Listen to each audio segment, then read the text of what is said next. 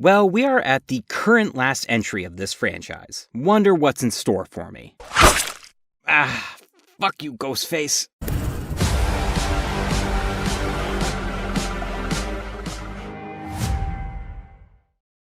Man, my review of the Stab series did not end too well.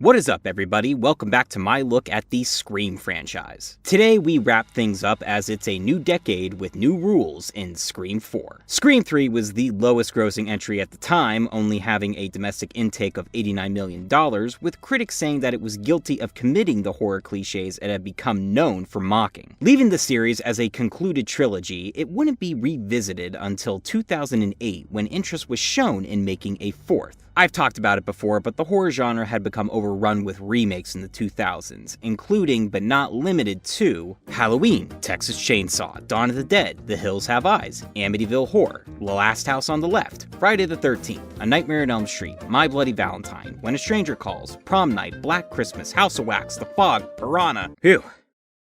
So with that being the new standard in horror, it would be great for Scream to come back and make a comment about the trend. Wes Craven expressed interest in returning as director if there was a good script, and lucky for him, and us, Kevin Williamson returned to pen a follow-up in 2010. There were a few rewrites by Scream 3's Aaron Kruger, but the final product contained most of Williamson's story, concept, characters, and themes. The film would take place on the 15-year anniversary of the original Woodsboro murders, with Sidney returning to the town only to find out that a new string of Ghostface-style murders are taking place. Neve Campbell, David Arquette, and Courtney Cox happily returned after 11 years, but they would have to share the screen with a cast of younger characters. This included Sidney's cousin Jill, played by Emma Roberts, horror buff and Jill's best friend Kirby, played by Hayden Panettiere, and Cinema Club head Charlie, played by Rory Culkin. Also, can't forget Roger Jackson coming back to bring us the amazingness that is his Ghostface voice. So with an 11-year gap, but a return of director Craven and writer Williamson, along with the main trio being integrated with a fresh young cast, how would a visit to Woodsboro play out? Let's take a look. The movie begins with two girls hanging out for a Saw 4 movie night, commenting on the torture porn trend in horror. But when the one keeps receiving threatening phone calls from Ghostface, the other decides to prove it just a prank and opens up the door outside. It says I'm not outside. I'm right beside you.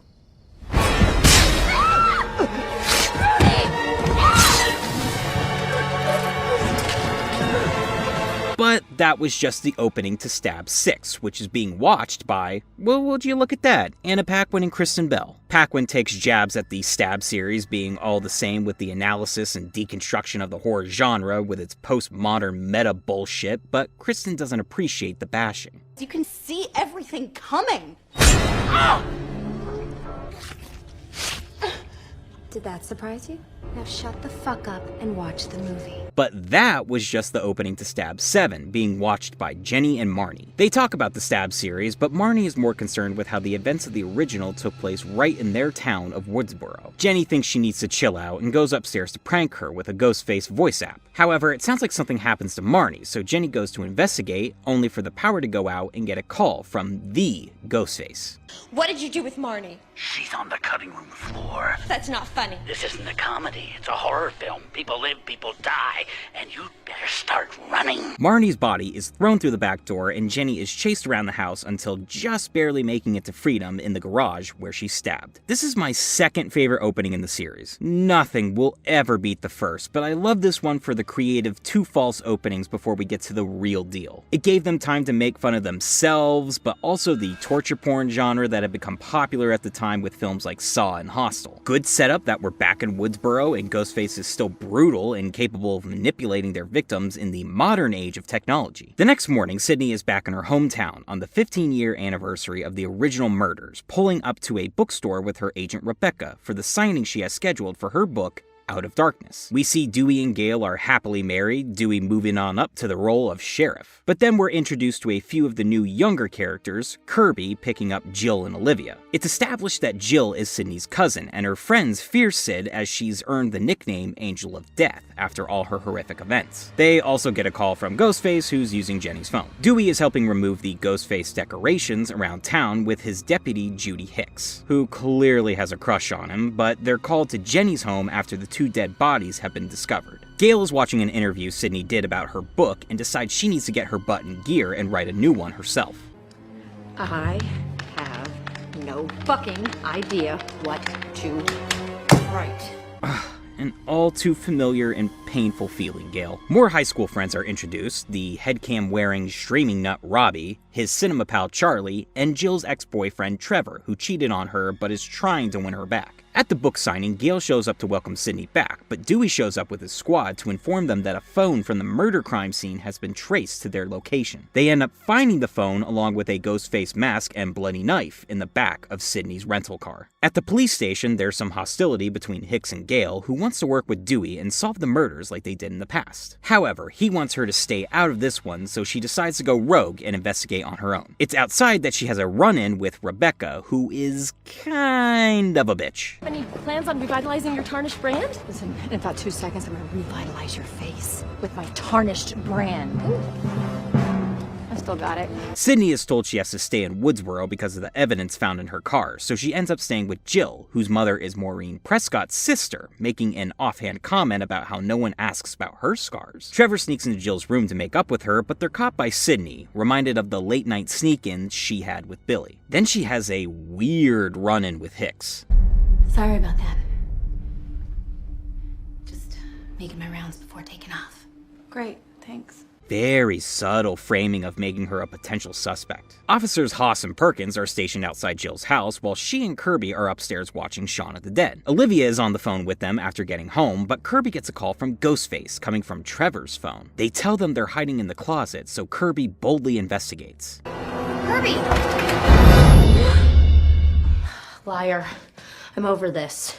I never said I was in your closet. Olivia is brutally stabbed to death, but Sydney is brave as hell, having no hesitation to run across to the house in an attempt to possibly save her. It's far too late though, but Ghostface calls Sydney and informs her of the suffering they have in store for her. You'll die when I want you to, Sydney. Not a moment before. Until then, you're going to suffer. Ooh. Am I the only one who's getting chills from Ghostface's voice this time around? After Jill comes over, too, she's attacked by Ghostface, who is then beaten the hell up by Sydney, even getting a high kick to the face. You go, Sid. But of course, they disappear into the night before the officers can catch them. Outside the hospital, Robbie is live streaming with Charlie until they're approached by Gale. Are you recording with that thing? Live video blog upload. Mind turning it off for a little old school, off the record? Yeah, owe it to my audience. Turn that fucking thing off. She wants to partner with both of them to have an in with the cinema crowd and possibly solve the murders. But they only do that if she promises to bring Sydney to a club meeting. Inside, Rebecca tells Sydney she's lined up a whole slew of interviews, but Sid sees she can't read the frickin' room after her attack and fires her right there. In the parking garage, Rebecca gets a threatening call from Ghostface. She runs to her car, but surprise, the battery is dead.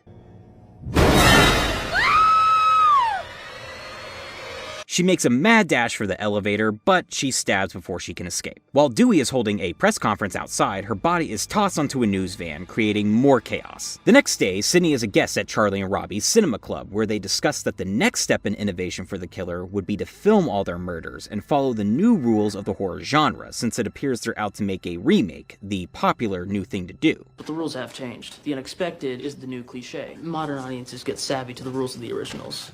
So the reversals become the new standard. The only surefire way to survive a modern horror movie?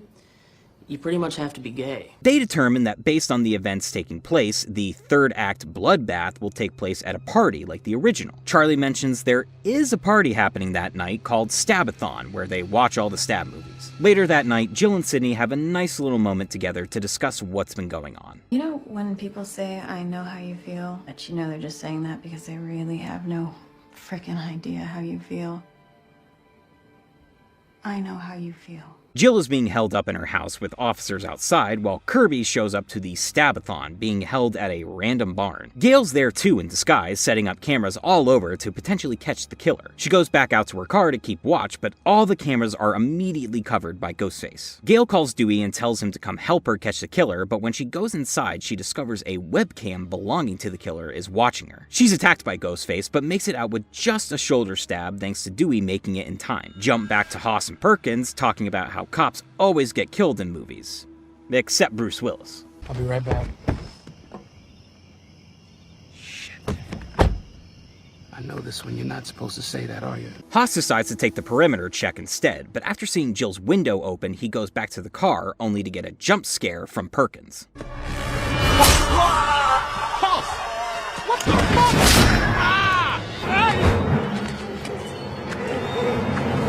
Fuck Bruce Willis. Inside, Sydney gets another Ghostface call telling her to watch the news report about Gail's stabbing and threatens to kill what's left of her family. Sydney goes upstairs for Jill, but sees she snuck out to go to Kirby's house. Sydney tries to leave with Mrs. Roberts out the front door, but Ghostface stabs through the mail slot to kill Roberts. Hicks conveniently shows up to report the murder and call for backup, but Sydney takes off for Kirby's. Gail is taken to the hospital after her injury, but has a request for Dewey. Promise me something. Anything. Catch that motherfucker. Absolutely. Jill, Charlie, and Robbie are at Kirby's house and realize with remake rules that try to one-up the original, the Stabathon was a false ending. That conversation diverts into flirting between Kirby and Charlie, who test their horror trivia. Trevor then pops in out of nowhere, much to Kirby's dismay, claiming he was invited by Jill, who denies ever sending him an invite text. She goes to find her phone and prove him wrong, while Robbie goes outside to start streaming drunk. Kirby teases Charlie, telling him to make a move on her, but right before they can kiss, Trevor blocks both of them, causing Charlie to storm off. Did I just interrupt something right here? Shut the fuck up. Who invited you, Trevor? Outside, Robbie is so busy messing around with his live stream that he's quickly attacked by Ghostface. You can't, there's rules. I'm gay. I'm gay. I mean, if it helps. Sydney arrives at Kirby's, but so does Ghostface, chasing the girls upstairs. Sid tells Jill to hide under the bed while she sneaks out onto the roof to distract the killer and alert Dewey, but a Ghostface punch knocks her back onto the ground. She goes back inside, bumps into Kirby, and heads down with her to the basement. Charlie shows up at the door covered in blood, so Sydney advises Kirby to not open the door if she doesn't trust him. However, Ghostface attacks Charlie from behind and straps him up outside, similar to how Steve was in the original. The killer calls from Charlie's phone and tests Kirby's horror movie knowledge to try and save Charlie. Name the remake of the groundbreaking horror movie in which the villain... Halloween, Texas Chainsaw, Dawn of the Dead, The Hills Have Eyes, When a Stranger Calls, Prom Night, Black Christmas, House of Wax, The Fog, Piranha. It's one of those, right? I love you. Looks like Kirby's won the killer's game, going outside to free Charlie. Kirby, this is making a move. Doesn't happen as fast as it does in the movies, I know. Fuck you. Sydney looks for Jill, but is attacked by Charlie. She nearly gets away, but is stabbed by the second killer. Hello, Sydney. Surprised? I'll be honest, I was not expecting that. Their plan is revealed that they're going to cut and upload the footage of their murders and make it traceable back to Trevor, who is their hostage, dressed almost exactly like Neil Prescott was in the original. Jill then does the unforgivable. I am not the girl you cheat on. Ah, the shot felt by men everywhere. Oh, and she also shoots him in the head. Charlie explains that he and Jill are going to be this generation's Randy and Sydney, with Trevor being Billy Loomis. People are actually going to be able to view what they went through by uploading the murders, finding unbelievable fame. Jill tells Sydney she was sick of being related to her. Everything was always about Sydney because she was so damn special. Now Jill wants to be the special one and get her fame. She and Charlie plan on attacking themselves, a la Billy and Stu, but Jill has other plans. Get it up! I said it, Charlie, Billy, and Stu. Trevor and you. What the media really loves, baby, is a soul survivor. Lady, you're scaring us. Jill says she doesn't need friends, but fans. The plan hasn't been about killing Sydney, but becoming her. Then the most shocking part happens.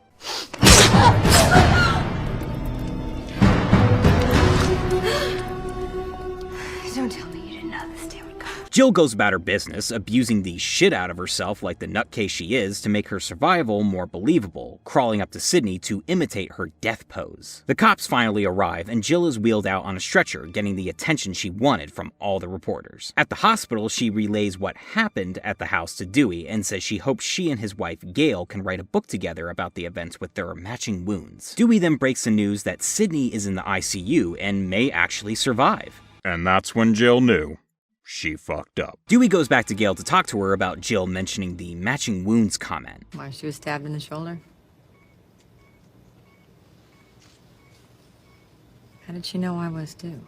Jill walks into Sydney's room and viciously attacks her, trying to suffocate her and punching her stitches. Dewey rushes in but gets beaten over the head with a bedpan. Man, this is just silly. The ending of the movie was supposed to be at the house. I mean, this is just silly. Gail and Hicks rush into the room, but Jill forces Hicks to hand over her gun or else she'll kill Dewey. She does, but is still shot in the chest. Jill forces Gail out into the open at gunpoint, but Gail asks for one final word. Clear. Clear? Clear.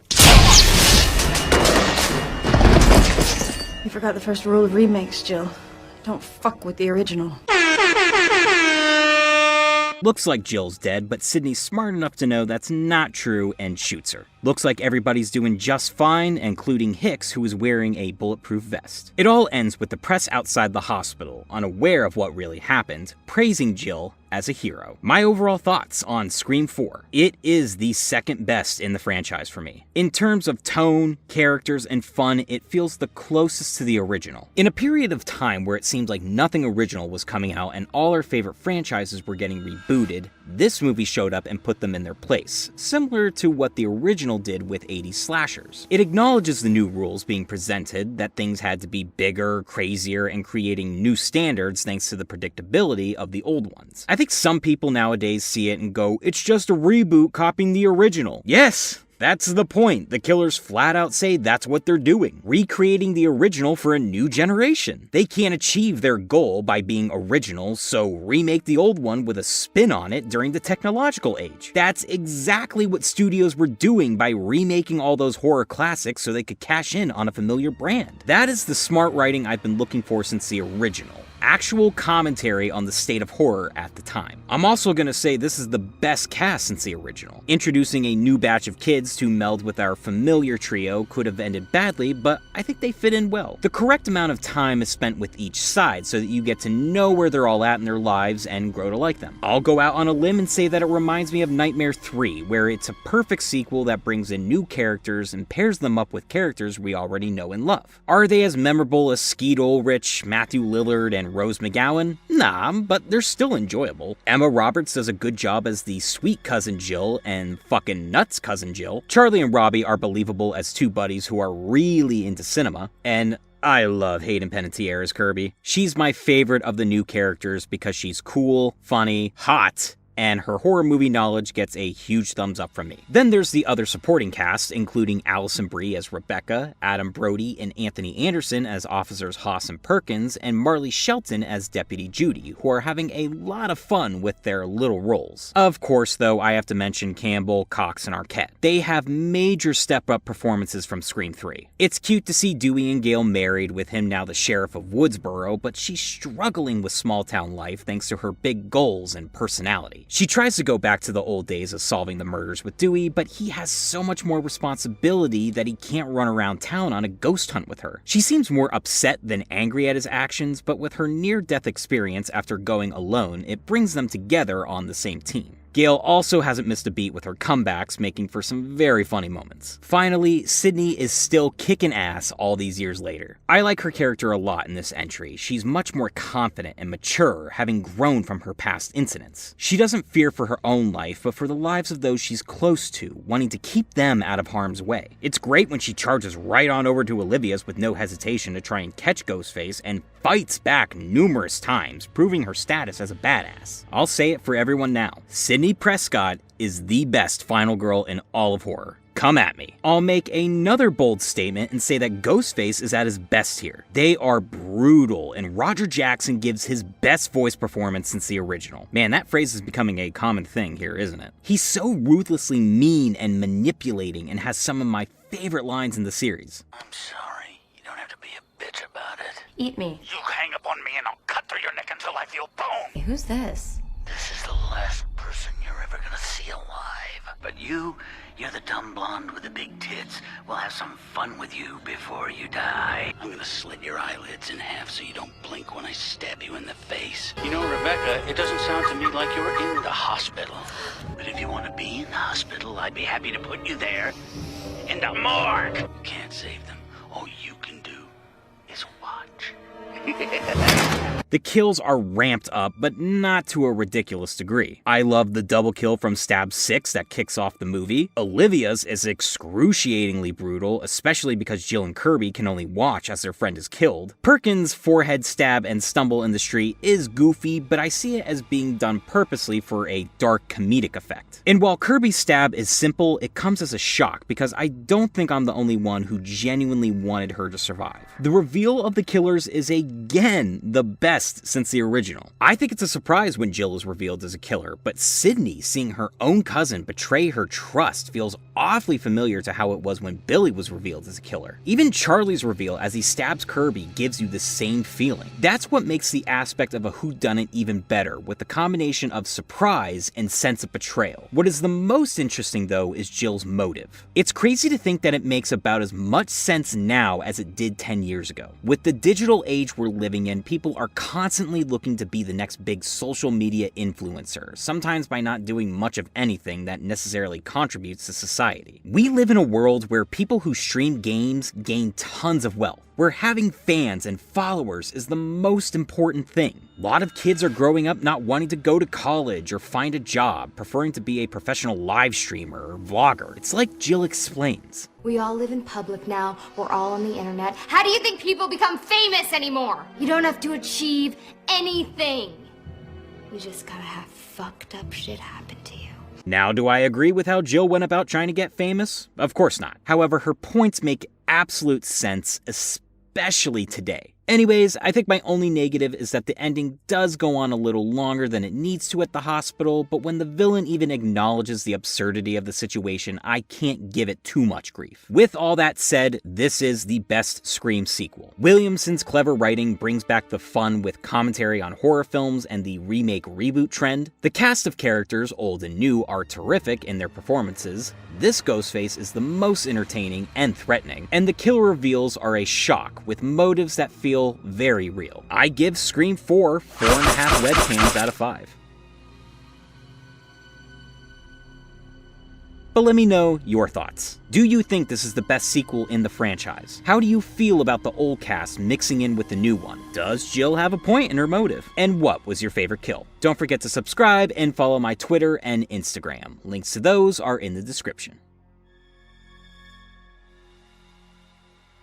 Bam! Just like that, we are done with the Scream franchise. For now. A fifth movie is going to be released in January of next year, simply/lazily titled Scream. Looks like they're going down the Halloween route. I am looking forward to it though, and can't wait to see where they take the trio of Campbell, Cox, and Arquette in the story. This is one of the most solid horror franchises out there, where even the weakest entry isn't necessarily god-awful, thanks to its writers, cast, and direction of the late, iconic Wes Craven.